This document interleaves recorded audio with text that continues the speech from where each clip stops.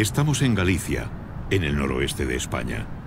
En lugares estratégicos encontramos recintos amurallados con extrañas construcciones circulares de piedra. ¿A quién pertenecieron? ¿De quién se defendían? ¿Cómo vivían? Son los vestigios arqueológicos del pueblo castreño. Este es el castro de Baroña, en Portodosón, en la ría de Noia. Así era en su tiempo.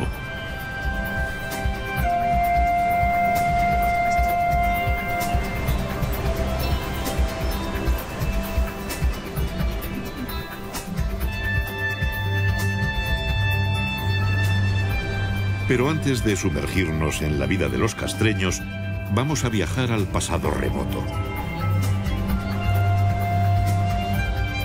En estas tierras de escabrosas costas y enormes acantilados, el mar fue desde antaño una vía de comunicación entre los pueblos que habitaron el litoral del Océano Atlántico. El hombre del Paleolítico buscó cobijo en cavernas y abrigos naturales. Su vida itinerante de cazador-recolector le permitió sobrevivir en un entorno feraz y lleno de peligros. Su forma de vida conoció un cambio radical con la llegada de la agricultura. Fue entonces cuando comenzó a dejar su huella en el paisaje. En el Megalítico, el mar se convirtió en una fuente de contactos. Antes de la edad de los metales, los pueblos de la Europa atlántica fueron los primeros en construir grandes monumentos destinados a perdurar en el tiempo.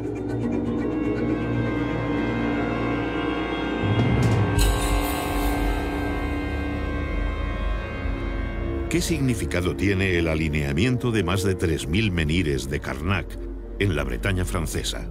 Tardaron varios siglos en erigirlo, alrededor del 3300 a.C. ¿Por qué lo hicieron? En Irlanda, el túmulo funerario de Newgrange es uno de los monumentos megalíticos más importantes de Europa. Se construyó siglos antes que las pirámides de Egipto. Sus muros externos son de cuarcita. El panteón y los menhires que los rodean están decorados con espirales, círculos y misteriosos trazos en zigzag. ¿Se trataba tan solo de una tumba? Hay estudiosos que lo describen como un enorme observatorio astronómico, al igual que el santuario de Stonehenge, que supuso la extracción, tallado y transporte de enormes bloques de piedra, algunos de hasta 30 toneladas de peso, desde una distancia de 70 kilómetros. Todavía nos preguntamos el porqué de estas titánicas obras, en las que era necesaria la movilización de grandes recursos humanos y económicos, además de una gran capacidad de planificación y organización. En Galicia, las primeras tumbas megalíticas aparecen alrededor del 4500 a.C. Consistían en cámaras funerarias construidas con enormes losas de piedra. Se las conoce como dólmenes.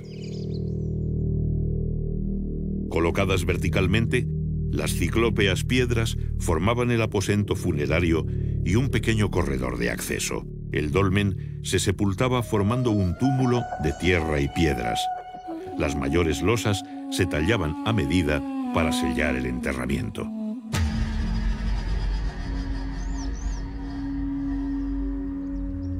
El cuerpo del difunto era inhumado en el interior del dolmen. Los objetos de prestigio de sus ajuares funerarios ponen de manifiesto la existencia de jerarquías sociales. Aquellos dólmenes, o mámoas, como se les llama en Galicia, donde se enterraba a personajes notables para la comunidad, funcionaban como auténticos mausoleos, es decir, eran a la vez tumbas y santuarios donde se celebraban ceremonias de ofrendas a los ancestros y de culto a los muertos.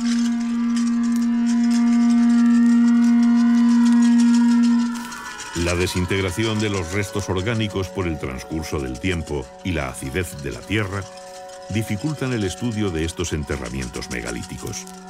La gran cantidad de fragmentos de cerámica encontrados en los túmulos, muchos de ellos pertenecientes a vasos del tipo campaniforme, nos indican la existencia de libaciones en las ceremonias que realizaban y la introducción de ritos funerarios importados.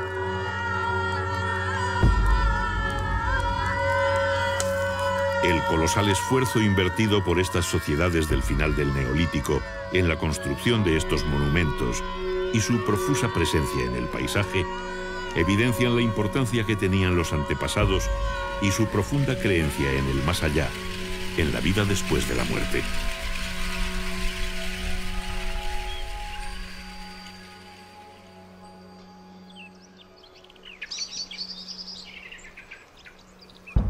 Continuando nuestro viaje por la prehistoria atlántica, encontramos una de las manifestaciones artísticas más singulares de esta época: los petroglifos.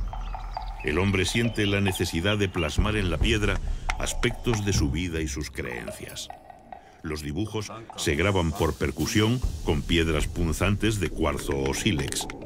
Los surcos se ensanchan por abrasión. Combinan símbolos de carácter religioso con escenas de la vida cotidiana. Las Rías Bajas gallegas son el principal foco de arte rupestre atlántico, presente también en las Islas Británicas y en la Bretaña francesa.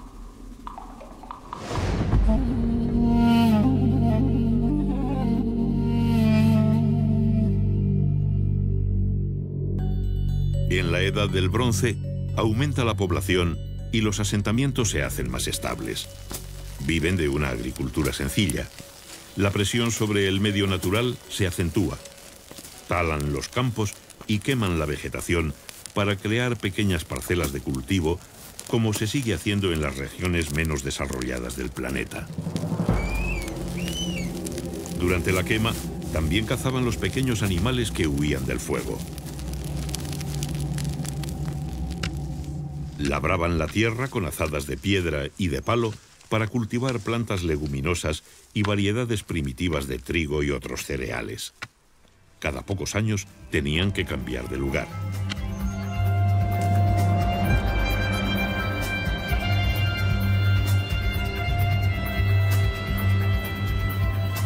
La ganadería cobra mayor importancia como actividad económica. Constituye una incipiente industria de productos como carne, lácteos, pieles y lana.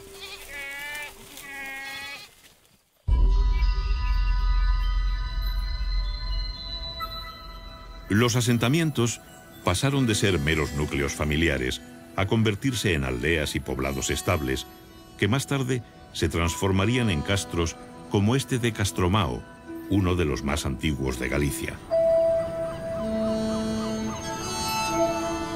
En la costa se establecen en lugares estratégicos como puntas y penínsulas que les ofrecen buenas condiciones defensivas naturales, reforzadas mediante terraplenes y empalizadas.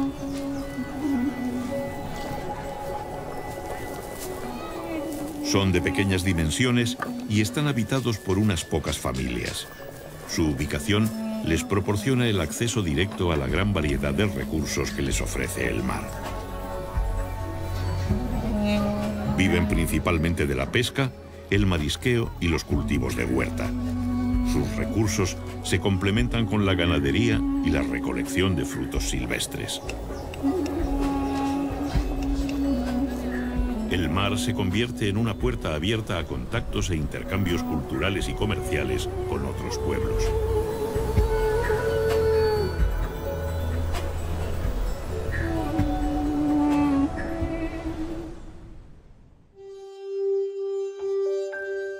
La metalurgia, la mayor innovación tecnológica de la historia de la humanidad, provocó una verdadera revolución, un cambio global. Algunas piezas metálicas se convierten en bienes de prestigio y pasan a ser de gran valor. Los útiles de piedra pulimentada sirvieron de modelo a las nuevas herramientas de bronce. Desde la aparición de la metalurgia, en torno al 2500 a.C., las manufacturas metálicas fueron objeto de intercambio a lo largo de las costas atlánticas y más allá. Un intenso tráfico marítimo unía la península ibérica, las islas británicas y la zona del Canal de la Mancha. Navegaban en embarcaciones construidas con mimbre y revestidas de pieles impermeabilizadas con sebo.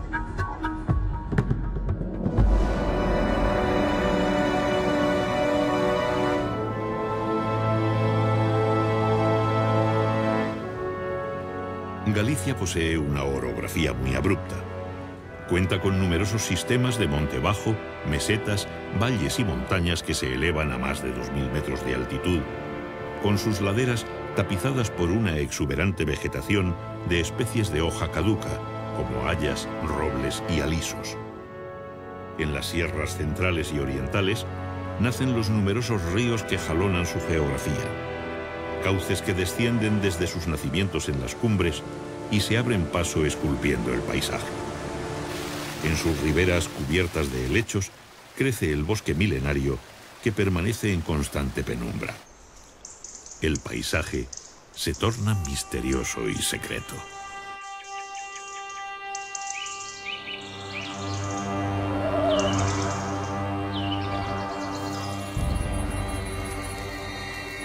Las sociedades de la Edad del Bronce sacralizaron la naturaleza con divinidades asociadas a montañas, ríos, manantiales, lagunas y bosques. Chamanes y curanderos encontraron la inspiración de su don en el corazón de estos bosques, que todavía hoy son objeto de enigmáticos relatos sobre brujas y sortilegios. Muchos rasgos de las prácticas religiosas de la Edad del Bronce han llegado hasta nuestros días, fosilizados en el folclore europeo. Ninfas, trasgos, gnomos y otros espíritus son entidades míticas que hunden sus raíces en esta remota época. Posiblemente, los pescadores y cazadores que se adentraban en estos parajes ocultos se sometían a algún tipo de iniciación parecida a las que todavía se realizan en algunas comunidades de creencias animistas de África y América, para protegerse de las terribles fuerzas sobrenaturales que existían en estos lugares.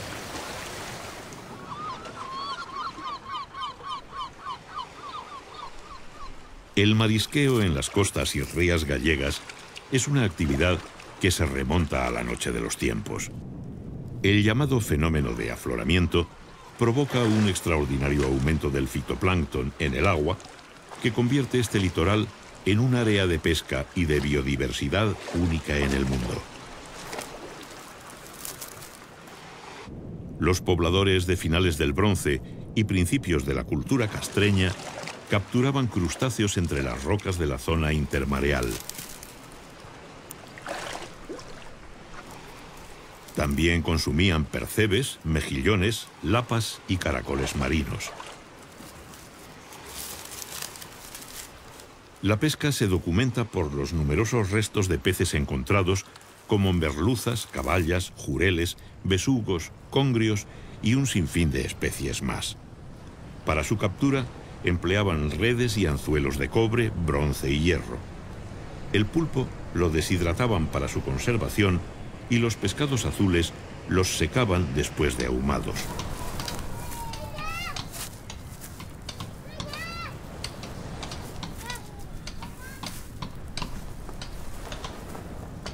La mayoría de las comunidades castreñas eran autosuficientes para cubrir sus necesidades básicas.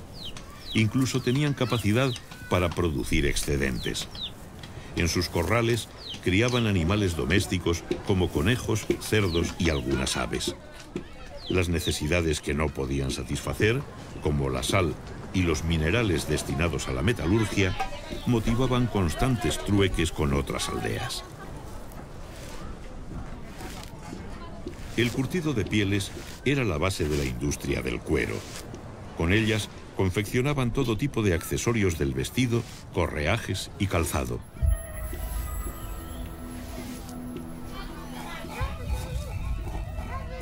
La molienda del grano la realizaban en molinos barquiformes que exigían un considerable esfuerzo.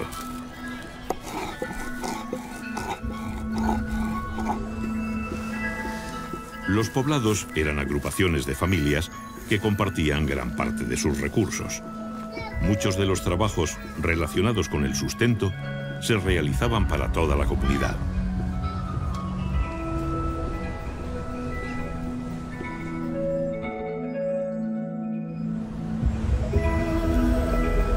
Viajamos hasta La Lanzada, en las Rías Bajas. La ermita y los restos del antiguo castillo atestiguan el destacado papel que tuvo este enclave en la historia de Galicia. Habitado desde el siglo VII a.C., es un rico yacimiento arqueológico que ha proporcionado valiosos datos sobre la cultura castreña. Desde sus comienzos, fue un enclave dedicado al comercio marítimo. Aquí arribaban barcos procedentes del sur de la península ibérica, cargados con gran variedad de mercancías. En las inmediaciones de este asentamiento existían vetas de estaño, metal que los mercaderes recibían como pago en sus transacciones comerciales. En nuestras excavaciones arqueológicas en la Lanzada hemos encontrado evidencias materiales de los intercambios comerciales entre fenicios, cartagineses y castreños. Por ejemplo, aquí tenemos restos de ánfora. Las ánforas las traían los fenicios y los cartagineses en barcos que se apostaban aquí en la ensenada de Alanzada, y acompañando estos objetos aparecían también perfumarios, joyas, etc., ¿no? En este sentido, Alanzada fue un enclave comercial importantísimo en las relaciones entre el norte y el sur, entre el Atlántico y el Mediterráneo, ¿no? Gracias a esta navegación fenicia que llegaba aquí a Alanzada, ¿no? A finales del Bronce, los fenicios fundaron emporios comerciales en todo el Mediterráneo. Viajaron hasta los confines del mundo conocido, atraídos por la riqueza de las míticas Casitérides, las islas del estaño, que los relatos antiguos situaban en el tenebroso océano, más allá de las columnas de Hércules. Las Casitérides eran para los mediterráneos una especie de Eldorado, un lugar de su geografía mítica que representaba la proverbial abundancia de metales de las tierras atlánticas. Comerciaron con los pueblos atlánticos durante centurias hasta la caída de Cartago en el siglo II a.C. Traían vajillas, joyas, tejidos, conservas, sal y metales. A comienzos del primer milenio a.C., los fenicios ya habían introducido el hierro y el vidrio en los circuitos meridionales del comercio atlántico.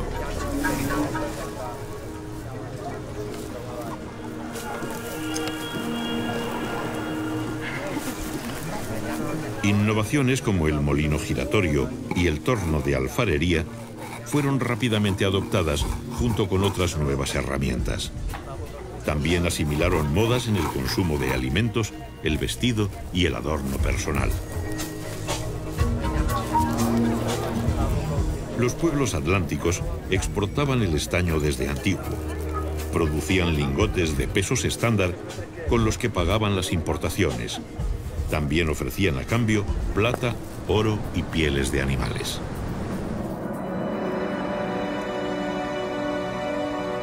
A comienzos de la Edad del Hierro, en los poblados de altura de toda Europa se construyen defensas y murallas. El colapso de civilizaciones mediterráneas como la micénica y la hitita provocó el hundimiento del comercio. Los metales comenzaron a escasear y se encarecieron. Los poblados tuvieron que fortificarse para defender sus reservas y su producción metalúrgica de los ataques de las bandas de pillaje.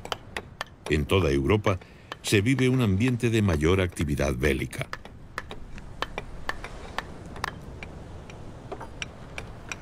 Las nuevas herramientas de hierro permitieron a los castreños perfeccionar las técnicas de cantería, carpintería y construcción.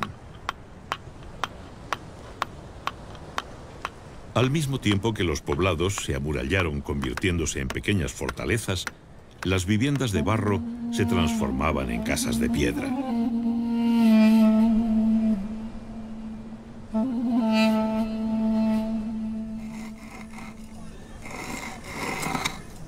Un significativo aumento de la población multiplicó los castros en el territorio.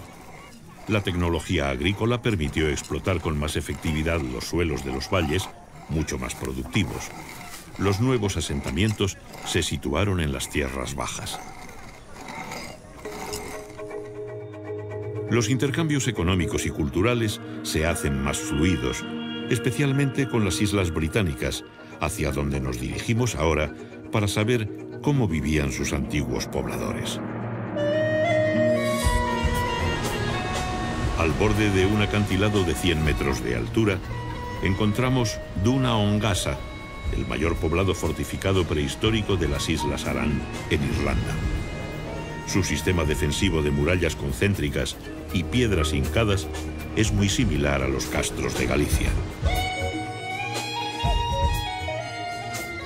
La reconstrucción del poblado de Castle Henleys, en Gales, pone de manifiesto la semejanza en usos y costumbres que tenían los pobladores de los territorios atlánticos. Sus casas de planta circular, paredes de piedra y techumbre cónica vegetal son prácticamente iguales a las castreñas. Las paredes enlucidas muestran dibujos circulares y cruciformes de simbología solar.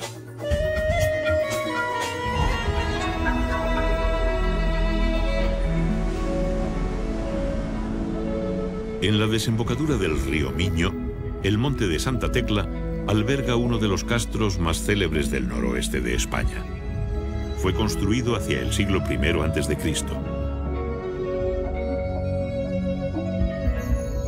Desde el yacimiento arqueológico se presencia uno de los paisajes más bellos de Galicia. Casas, escaleras, hogares, vías empedradas y conducciones de agua nos hablan de una sociedad que llegó a un considerable desarrollo técnico para su época. Los canteros labraban las piedras de diferentes maneras para adaptar las construcciones al terreno. Los grandes corrales que se aprecian en algunos yacimientos nos indican la importancia que tuvo el ganado vacuno, que les proporcionaba fuerza de tiro, alimento, pieles y abono.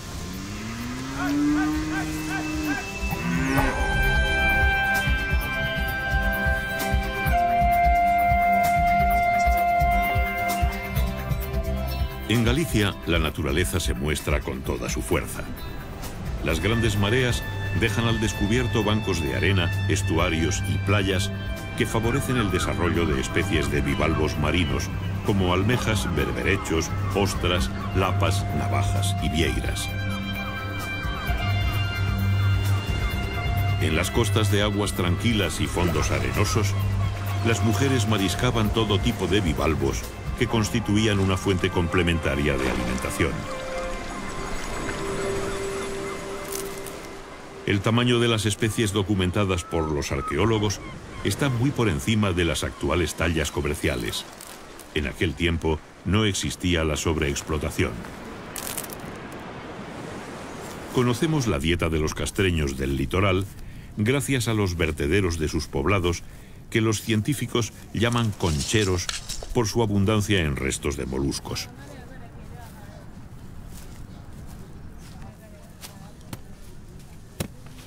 La actividad textil estaba a cargo de las mujeres. Los numerosos restos de husos y pesas de telar encontrados en las excavaciones revelan que la confección de tejidos era de gran importancia para estas comunidades. El lino y la lana constituían la base de la industria textil, que también incorporó las innovaciones mediterráneas. Telares compuestos y de placas, ruecas y sarillos permitieron perfeccionar la hilatura y el tejido. Del exterior llegaron nuevas influencias en el vestido y adorno personal. El afeitado se pone de moda. Para preservar el grano de la humedad, fabricaban los cabazos de mimbre, que fueron los precursores de los típicos hórreos gallegos.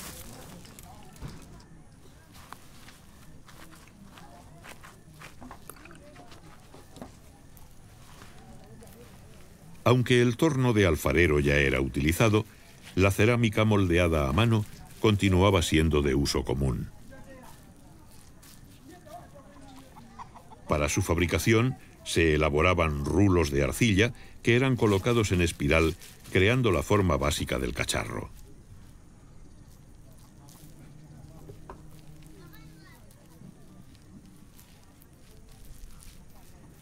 Después se unían entre sí las tiras de arcilla, se alisaba la superficie y se daba la forma definitiva. Luego lo dejaban secar completamente antes de someterlo al fuego.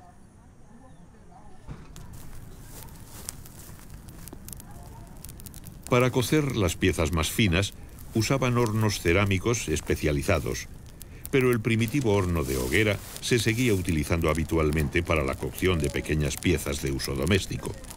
Consistía en un hoyo excavado en el suelo, dotado de un tiro transversal en dirección al viento dominante.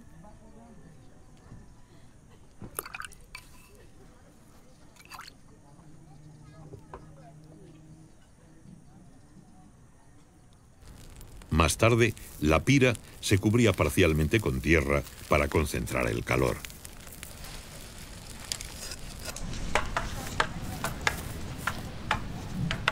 Para muchas comunidades del noroeste, la actividad bélica ocupó un lugar destacado en su vida. Desde jóvenes se preparaban para la guerra.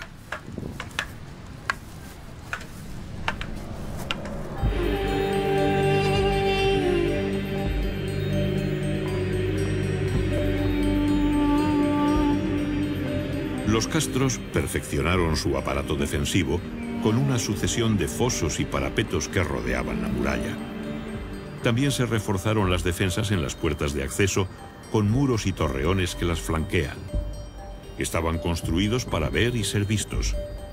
En poblados de última época, como en este de Villadonga, en Lugo, las murallas poseían una intencionada monumentalidad que prestigiaba el conjunto.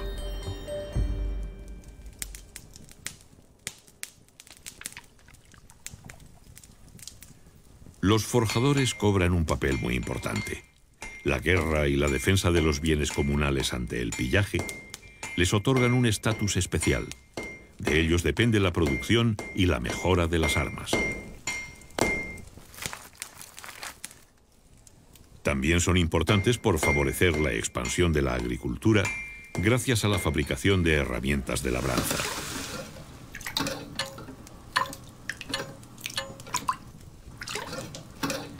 Los guerreros galaicos ceñían un puñal al cinto y portaban un escudo redondo llamado caetra. Podían llevar una espada o varias lanzas. Se protegían con cascos, corazas y grebas y se adornaban con torques, brazaletes y diademas.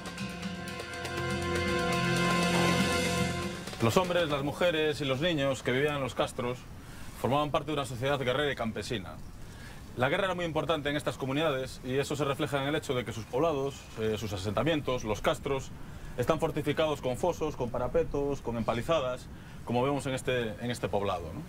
Era una guerra importante, había una guerra para buscar botín entre distintas aldeas, había captura de ganado, de mujeres, y eso aparece muy bien reflejado en lo que son las referencias de los geógrafos latinos y griegos cuando nos hablaban de las comunidades castreñas.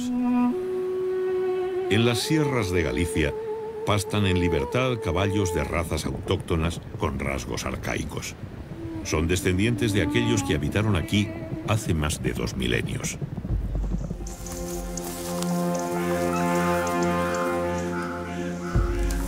Los caballos eran un símbolo de poder y riqueza. Nunca formaron parte de la dieta, se utilizaban para la guerra y en los sacrificios. El autor clásico Diodoro de Sicilia nos habla de las bandas de pillaje. Cuando sus jóvenes alcanzan la plenitud de su fuerza física, aquellos que son pobres en riquezas materiales se reúnen en lugares montañosos y de acceso difícil, donde forman bandas de talla considerable y después bajan a Iberia y juntan riquezas gracias al pillaje. Por su importancia, los caballos constituían un magnífico botín. Los valerosos jóvenes de estas bandas capturaban los caballos derribándolos. Posiblemente esta forma de atraparlos haya perdurado hasta nuestros días en la popular fiesta de las rápadas bestas, en la que una vez al año bajan los caballos del monte, los apresan y les cortan las crines.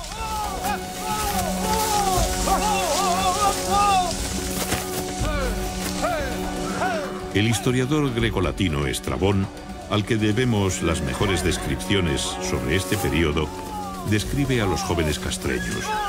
Son hábiles en emboscadas y exploraciones, ligeros y capaces de salir de los peligros. Al parecer tenían un gran conocimiento de las técnicas militares, matizadas por sus propias reglas, que enfatizaban el valor personal, la intimidación, la bravura y la ferocidad.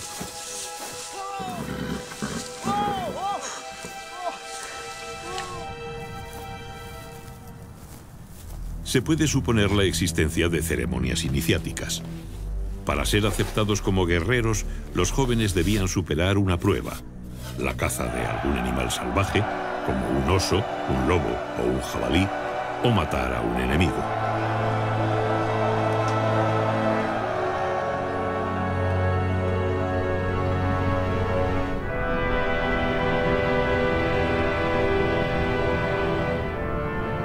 Parece sacada de un cuento.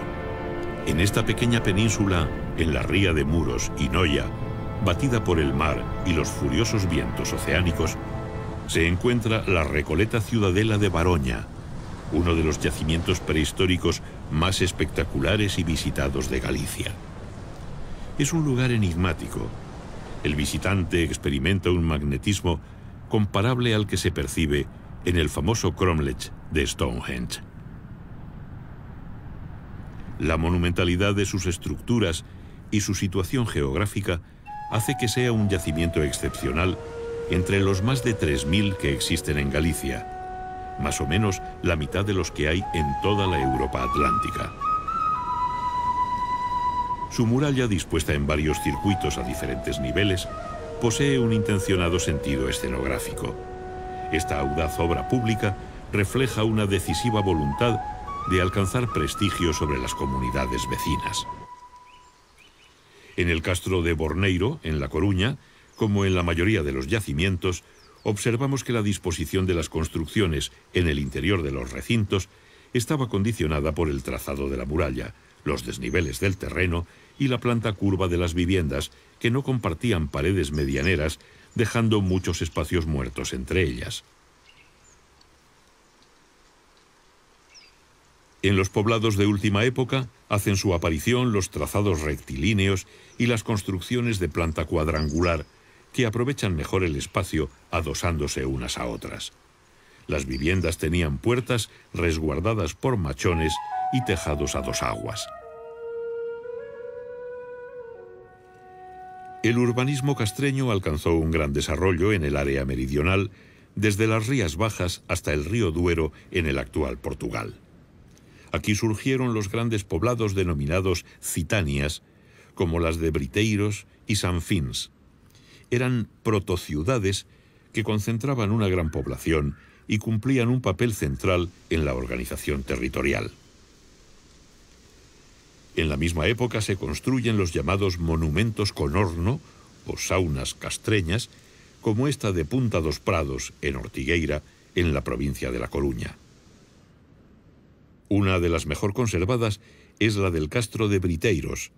Estrabón nos cuenta que los galaicos tomaban baños de vapor y luego de agua fría. Estaban construidas con grandes placas de piedra que las aislaban del exterior.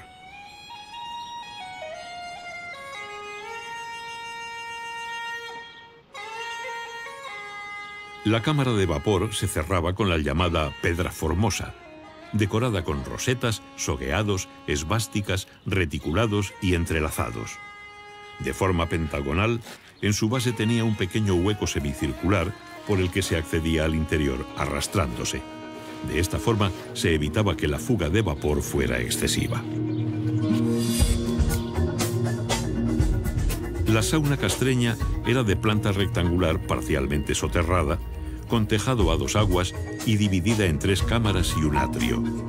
El agua se canalizaba hacia el interior para ser calentada en contacto con piedras candentes en la cámara del horno.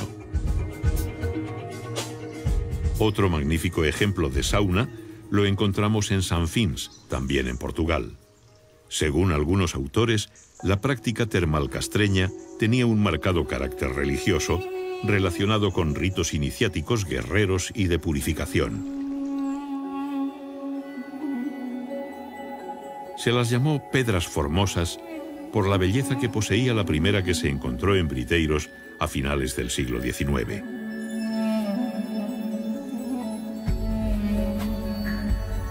Los elementos decorativos combinaban motivos que recuerdan a los de la orfebrería. Algunos se pueden considerar protectores, como las esvásticas, un símbolo de buen augurio que aún se mantiene en la Galicia rural.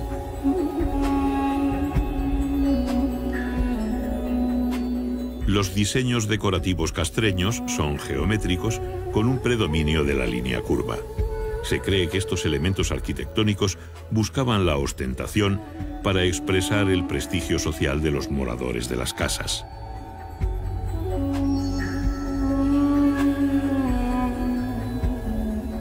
Se conocen una treintena de estatuas de guerreros galaicos. Representan figuras masculinas en pie, en actitud de parada y exhibiendo sus atributos militares.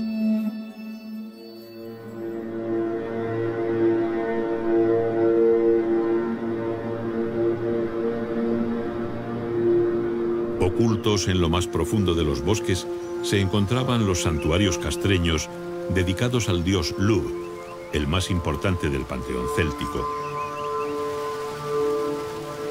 En lugares determinados de los ríos, que simbolizaban las puertas al otro mundo, se practicaban los rituales de ofrendas de armas dedicados a la diosa Navia, protectora de la comunidad y vinculada a la idea de la reencarnación. Los guerreros se despojaban de sus armas ante la presencia de chamanes consagrados a esta deidad.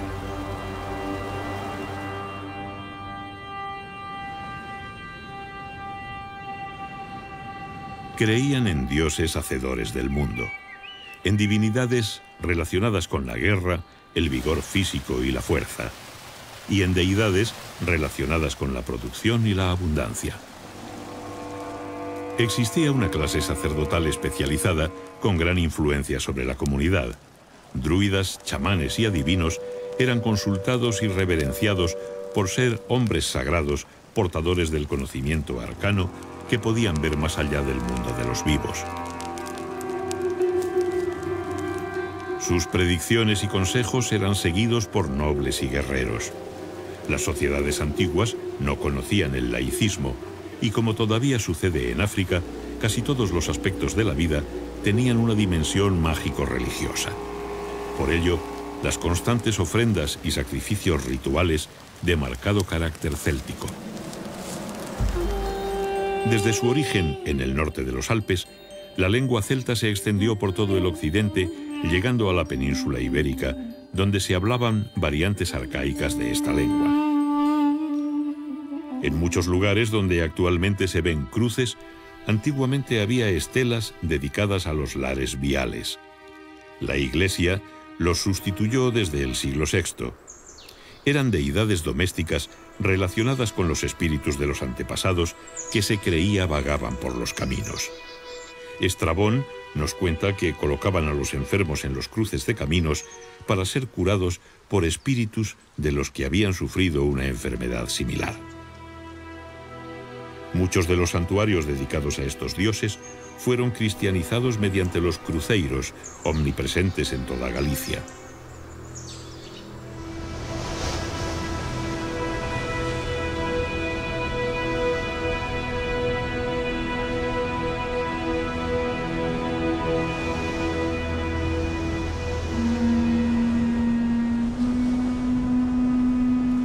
El cuerno fúnebre suena desde lo más alto del acantilado. Un poderoso guerrero ha muerto y va a ser incinerado. Estos farallones que se adentraban en el mar, al igual que las islas, eran considerados territorios limítrofes entre el mundo de lo terrenal y el sobrenatural, situado en un lugar lejano en medio del océano.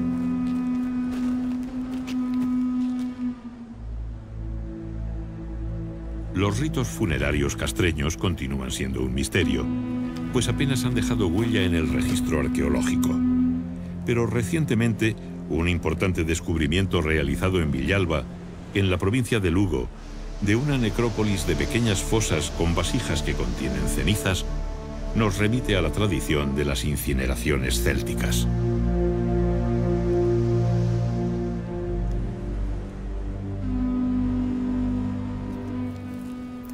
El difunto era despojado de sus joyas personales como pulseras, torques y su puñal de antena. El oficiante entregaba sus armas y posesiones al sobrino del finado.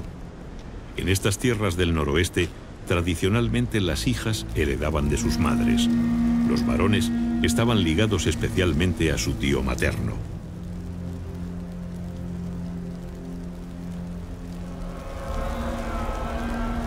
Una vez prendida la pira, los congregados comenzaban a emitir el abellón, un sonido gutural que recuerda el vuelo del abejorro.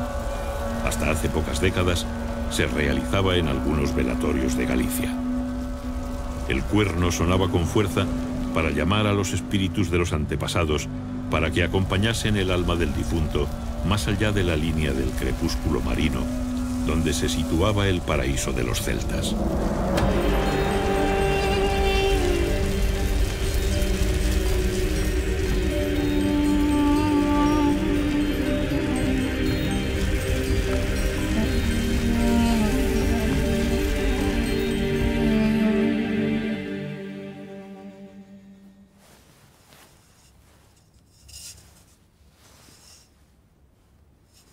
Los recientes descubrimientos realizados en castros de Galicia documentan que las cenizas del difunto se enterraban en una cista o arqueta en el suelo de la casa familiar.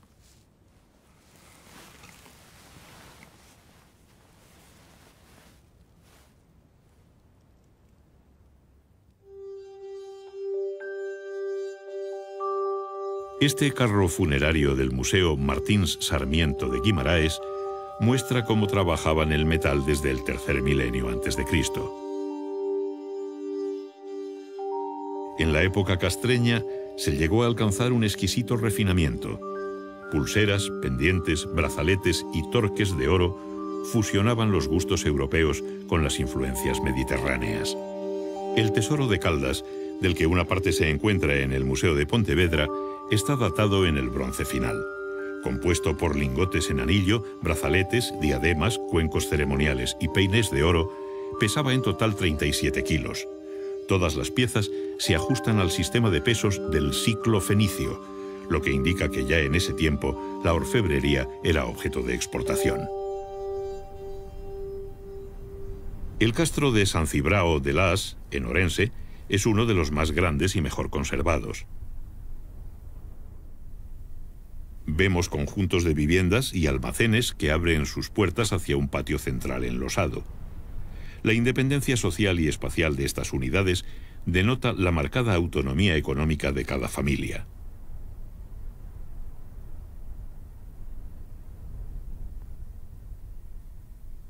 Las murallas son monumentales.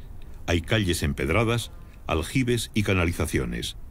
En esta última época se cree que estos poblados se encaminaban a la formación de ciudades-estado. Venimos hablando de celtas, pero ¿existió realmente una nación celta? Hoy en día la teoría más extendida es que los celtas no fueron una raza, ni siquiera un pueblo. Se trató de un flujo lingüístico y cultural con sus orígenes en el norte de los Alpes. Había comunidades que hablaban lenguas del grupo céltico y que compartían panteones e ideologías de tipo indoeuropeo. Lo cierto es que muchos pueblos de la antigua Galicia se llamaban a sí mismos celtas, hablaban dialectos célticos, tenían divinidades de origen celta y fueron identificados por los clásicos como celtas.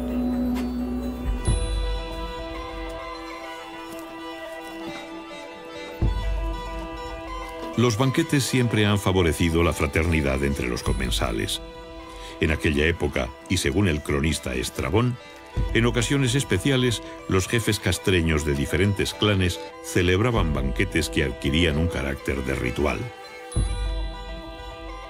El cronista grecolatino nos cuenta que se sentaban en bancos construidos alrededor de las paredes, situándose según edad y dignidad. La comida se la iban pasando en rueda, mientras bebían el escaso vino del que disponían. En sus recetas, en lugar de aceite, empleaban mantequilla.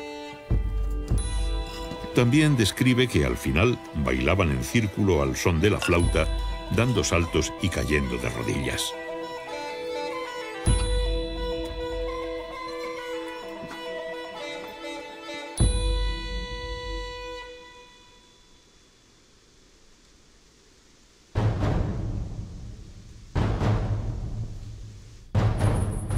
La sedante quietud de la naturaleza se ve alterada por un lejano son. Bajo la bóveda vegetal se propaga el eco de un extraño visitante. La paz se ve amenazada por la llegada de las legiones romanas. Los romanos no eran desconocidos para los castreños. Muchos mercenarios galaicos habían participado junto a Aníbal en su marcha contra Roma a través de los Alpes. En su inexorable avance encontraban vestigios de culturas milenarias.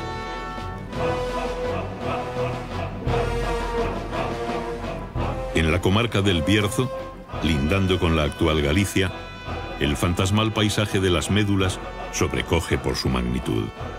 Sus paredes verticales son el resultado de una demolición premeditada de la montaña que existía antes de la llegada de los romanos. Era el mayor yacimiento de oro del occidente romano, donde se aplicaron procesos de extracción del metal que se usarían hasta la Revolución Industrial. Para acceder a los filones de oro de las profundidades, los mineros romanos demolían enormes masas de tierra mediante el sistema de ruina montium. Creaban una red de pozos y galerías sin salida, en las que se introducía de súbito un enorme caudal de agua, almacenado en grandes balsas a mayor altura. Esto producía la compresión del aire en los túneles, que actuaba como un explosivo. La masa minada se desgajaba de la montaña y se derrumbaba. El oro galaico supuso un acicate para las ansias de conquista del imperio. Se calcula que en las minas del noroeste los romanos extrajeron unos 200.000 kilos de oro.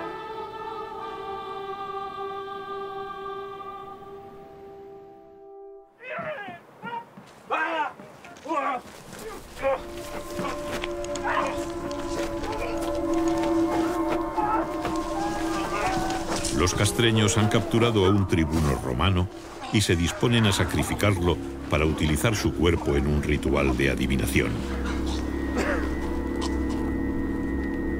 Estrabón nos relata estas prácticas adivinatorias. Examinan las entrañas sin extraerlas, y examinan las venas del torso y adivinan tocándolas, y consultan las entrañas de sus prisioneros de guerra.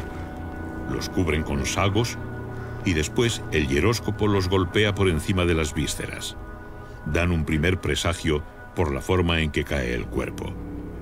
Cortan la mano derecha de los prisioneros para consagrarla al dios Ares.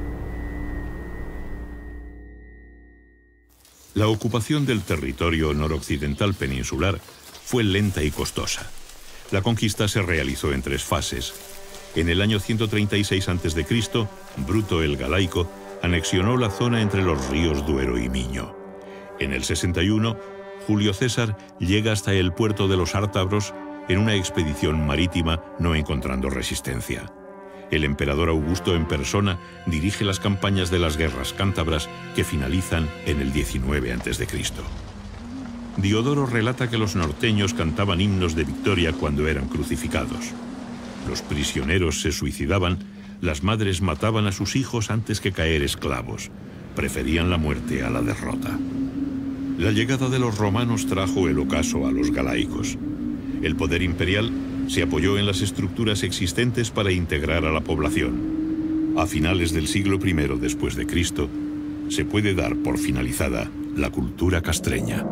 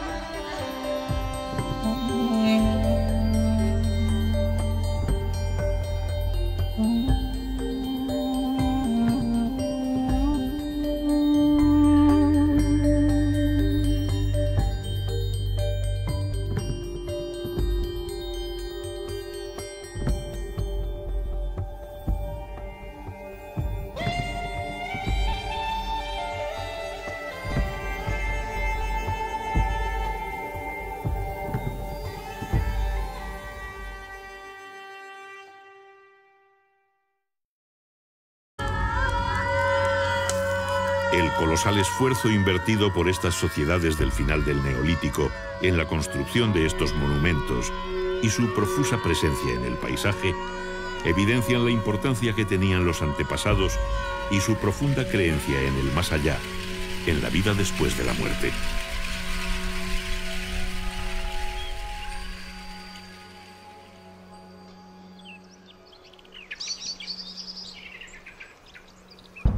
Continuando nuestro viaje por la prehistoria atlántica, encontramos una de las manifestaciones artísticas más singulares de esta época: los petroglifos.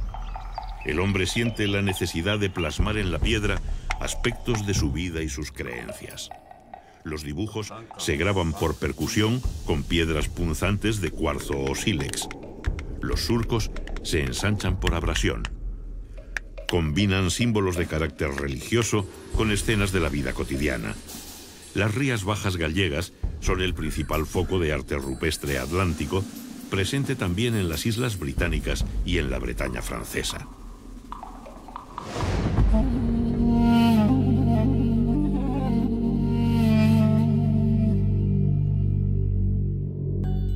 En la Edad del Bronce aumenta la población y los asentamientos se hacen más estables. Viven de una agricultura sencilla. La presión sobre el medio natural se acentúa. Talan los campos y queman la vegetación para crear pequeñas parcelas de cultivo, como se sigue haciendo en las regiones menos desarrolladas del planeta. Durante la quema, también cazaban los pequeños animales que huían del fuego. Labraban la tierra con azadas de piedra y de palo para cultivar plantas leguminosas y variedades primitivas de trigo y otros cereales. El porqué de estas titánicas obras, en las que era necesaria la movilización de grandes recursos humanos y económicos, además de una gran capacidad de planificación y organización. En Galicia, las primeras tumbas megalíticas aparecen alrededor del 4500 a.C. Consistían en cámaras funerarias construidas con enormes losas de piedra. Se las conoce como dólmenes. Colocadas verticalmente, las ciclópeas piedras formaban el aposento funerario y un pequeño corredor de acceso. El dolmen se sepultaba formando un túmulo de tierra y piedras. Las mayores losas se tallaban a medida para sellar el enterramiento.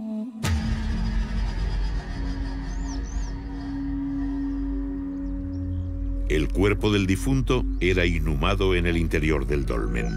Los objetos de prestigio de sus ajuares funerarios ponen de manifiesto la existencia de jerarquías sociales. Aquellos dólmenes, o mámoas, como se les llama en Galicia, donde se enterraba a personajes notables para la comunidad, funcionaban como auténticos mausoleos, es decir, eran a la vez tumbas y santuarios donde se celebraban ceremonias de ofrendas a los ancestros y de culto a los muertos.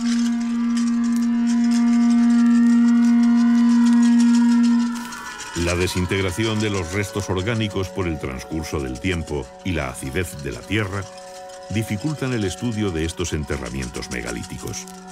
La gran cantidad de fragmentos de cerámica encontrados en los túmulos, muchos de ellos pertenecientes a vasos del tipo campaniforme, nos indican la existencia de libaciones en las ceremonias que realizaban y la introducción de ritos funerarios importados.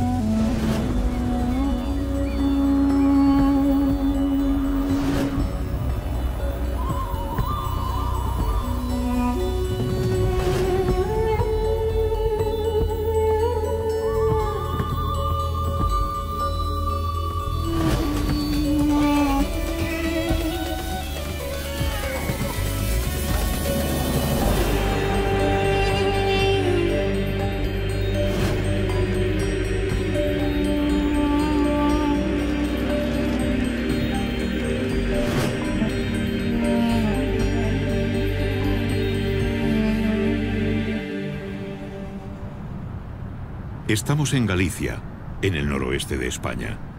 En lugares estratégicos encontramos recintos amurallados con extrañas construcciones circulares de piedra. ¿A quién pertenecieron? ¿De quién se defendían? ¿Cómo vivían? Son los vestigios arqueológicos del pueblo castreño. Este es el castro de Baroña, en Portodosón, en la ría de Noya. Así era en su tiempo.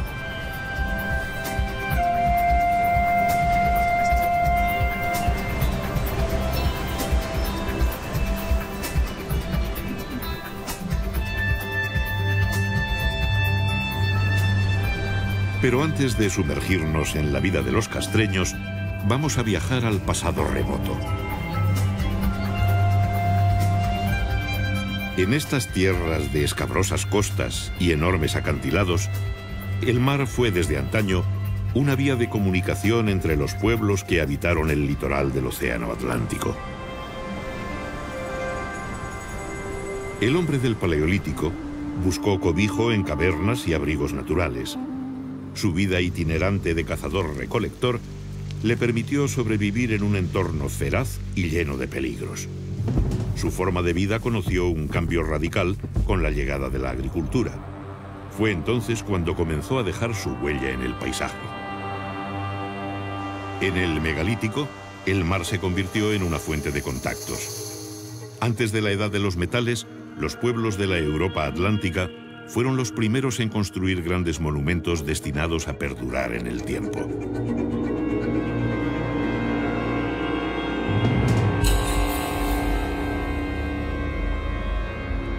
¿Qué significado tiene el alineamiento de más de 3.000 menhires de Karnak en la Bretaña francesa? Tardaron varios siglos en erigirlo, alrededor del 3300 a.C. ¿Por qué lo hicieron? En Irlanda, el túmulo funerario de Newgrange es uno de los monumentos megalíticos más importantes de Europa. Se construyó siglos antes que las pirámides de Egipto. Sus muros externos son de cuarcita. El panteón y los menhires que lo rodean están decorados con espirales, círculos y misteriosos trazos en zigzag. ¿Se trataba tan solo de una tumba? Hay estudiosos que lo describen como un enorme observatorio astronómico, al igual que el santuario de Stonehenge, que supuso la extracción, tallado y transporte de enormes bloques de piedra, algunos de hasta 30 toneladas de peso, desde una distancia de 70 kilómetros. Todavía nos preguntamos reales. Cada pocos años tenían que cambiar de lugar.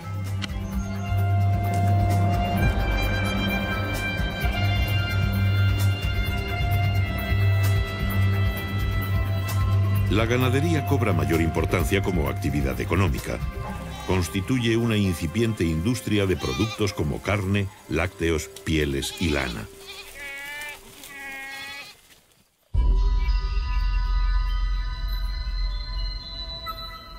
Los asentamientos pasaron de ser meros núcleos familiares a convertirse en aldeas y poblados estables, que más tarde se transformarían en castros como este de Castromao, uno de los más antiguos de Galicia.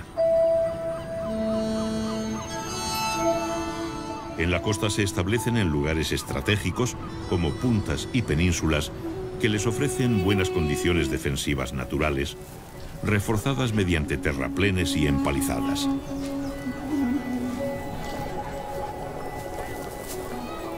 Son de pequeñas dimensiones y están habitados por unas pocas familias. Su ubicación les proporciona el acceso directo a la gran variedad de recursos que les ofrece el mar. Viven principalmente de la pesca, el marisqueo y los cultivos de huerta. Sus recursos se complementan con la ganadería y la recolección de frutos silvestres. El mar se convierte en una puerta abierta a contactos e intercambios culturales y comerciales con otros pueblos.